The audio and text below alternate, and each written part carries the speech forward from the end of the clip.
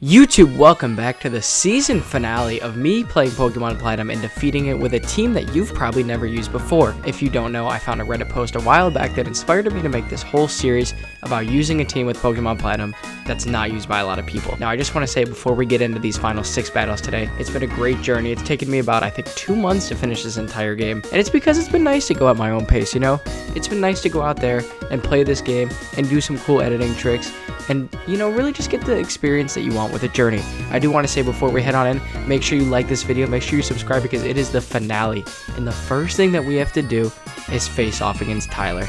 It's going to be our last ever battle against Tyler, a friend who I've been able to keep close with over summer due to me playing this game.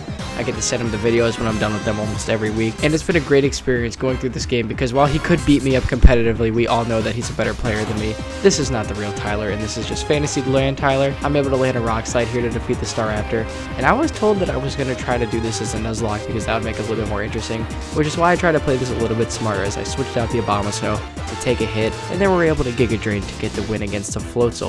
Now, if you're more interested in a nuzlocke, maybe stay tuned for the next Pokemon series I have coming out, because I have something really interesting, as Drifloon is going to be able to take down Heracross and take down Torterra with flies. Now, I do want to say, even though Tyler's been a good rival for us, these last couple battles have not been as interesting, as I make a smart play to go out with the Abomasnow so that the snow gets out, and then I'm able to get the Hail Kill on Snorlax. Last but not least, we have to take down a Rapidash who's going to try to use a Fire-type move, and as you remember, that raises our Fire-type ability, and which means I'm going to be able to take down Rapidash with a Flamethrower because it does not have that ability. Now, with that being said, we're finally done with the rival fights for this game. I think Tyler did only beat me once or twice, and that was early game on like the first couple rounds. But Tyler, you've been a great rival. I support your service, and thank you so much for helping me become a better trainer in this game. Now, with that being said, Tyler runs off and says, it's not the last you're seeing of me. However, it is, as we have 5 more battles until we're done with this series. Now, after healing up, it was time to go into the Elite Four. But before that, I wanted to show you the team I was using. Everyone was up to the same level, and Rapidash, I want to start with you. Great encounter, moveset had stayed the same, and Polion didn't really have much new as well, as I gave it Drill Peck because I had to get rid of the Waterfall TM. Rampardos, I taught it Dragon Pulse. Gallade had the same moveset for like 4 episodes. Drifblim, I ended up giving nothing as well. And then Abomasnow looked like the same moveset as we saw last episode. Now, with that being said, let's go ahead and head on to the Elite Four and take on the first member, who I believe is a bug type trainer, but we're about to see for ourselves as we walk into the building and Aaron greets us. Now, I was told from someone that I work with that, hey, it might be a little bit more interesting if you try to play this like a nuzlocke. So, while I didn't end up completing that, I still did try to play this as smartly as possible for the first couple of battles because I wanted to see my ability going into the next challenge I have. Aaron opens up with a Yanmega, which I'm able to start out with Rapidash, which I'm able to just use Flamethrower to sweep through this Elite Four pretty much. The Flamethrower gets rid of the Yanmega, the Flamethrower gets rid of the Vespiquen, which is already 2 mons down, and then against Heracross, I use Bounce to get on up and try to defeat that thing with, but unfortunately it misses. A Stone Edge hits me and puts me in pretty low health, but I know as long as I get my second Bounce up, as long as it hits, that I'm going to be able to kill the Heracross because I'm 4 times strong against it. And with that being said, that's 3 of the 5 Pokemon done. Scizor is weak to fire only. I have Flamethrower for that. Perfect. Bada bing, bada boom. Rapidash gets to the final Pokemon with barely a scratch on it. Still in the yellow territory, but once Drapion comes out, it gets me into super low HP, and I figure, hey, screw it. Let's go for the Flamethrower and try to get the kill after it heals from a berry, which I'm able to get, and that defeats the first Elite Four member. Now, the second Elite Four member, Bertha, I feel like a lot of these members are super forgettable. I don't know if that's just me, but I literally can't think of a single notable moment that any of these Elite Four members have, except for Cynthia.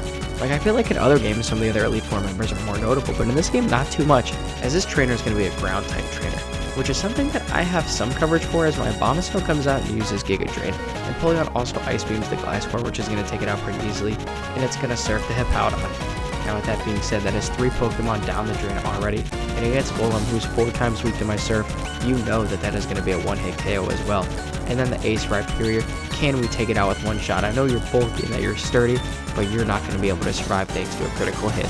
And with that being said, we've defeated our second Elite Four member. 3 more battles until we're crowned champion, as we have to take on Flip, who 100% only uses fire types in this game, right? Right? As he opens up with a Houndoom, which I believe it was an Onyx in the first games in Diamond and Pearl. But that's just crazy. How do you have a whole region and have like 3 fire types? Like, other than Houndoom and Infernape, what else do you have in this region? That's the crazy part about this game that not a lot of people like. I ended up switching out to get rid of the Houndoom. This fight was a little bit annoying for me, harder than the ones before, but an Earthquake from Rampardos takes down the Infernape.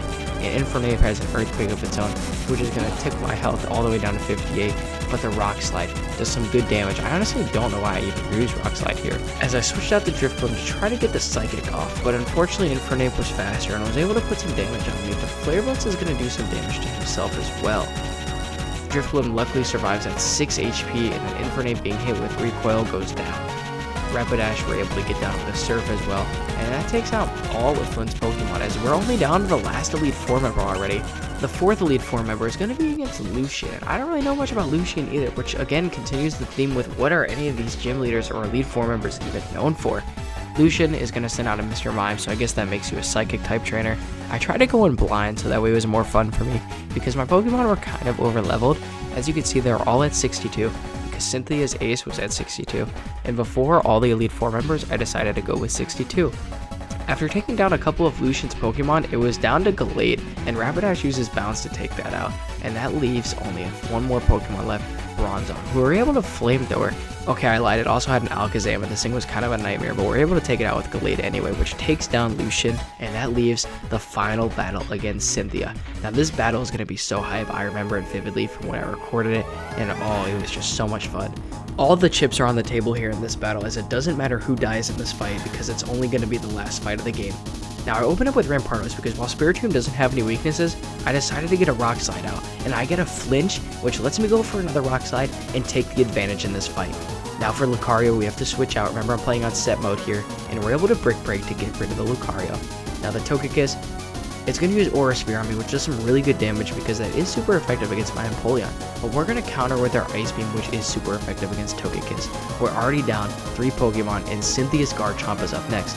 I come in, set up my Snow, and I know I just need to take one Flamethrower because I'm 4 times weak, and Abomasnow does it. Now the Blizzard is 4 times strong against the Garchomp. It takes its health all the way down and takes down Cynthia's Ace. Now Drifblim is poison, and I know that all I have to do is get this Psychic off, and the last Pokemon is going to be my Lodic, who I Leaf Blade with my Gallade. Now I still did have a Rampardos left, but let me tell you, if Gallade would have died here, I'm not winning that fight. And so Gallade clutchly gets the Leaf Blade off and kills, and that's going to be the end of Cynthia's team. Now with that being said, this basically wraps up our playthrough. I mean, we finished all the battles, we beat all the gyms and the Elite Fours, and we smacked around Cynthia in that battle. As you can see, we had 4 Fainted Mons, and while my Rampardos was the only Pokemon left other than Gallade, and it was at full HP, I don't think I would have been able to take down the Milotic just with a full HP Rampardos. Now here we go, going up the staircase to go into the Pokemon League. We have made it into the Hall of Fame now, thanks to these 6 Pokemon, which I'm sure a lot of you have not used this team.